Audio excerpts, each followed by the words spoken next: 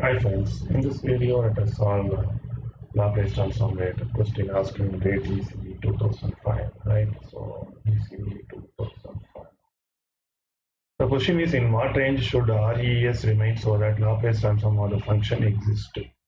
So we have to find the region of convergence. So Laplace transform of e power a plus 2t plus 5 exists. That's what they are asking. This one I can split it as e power a plus 2t into e power 5. So e power 5 is a constant, I take it outside. Laplace transform of e power a plus 2t. So this one I can write as a power 5 1 by s minus a plus 2.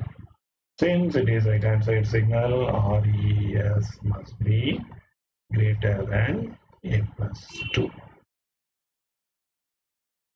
So this is a pole, right? So ROC should be greater than pole because it is a right hand side sequence. E power a t plus 5 right hand side.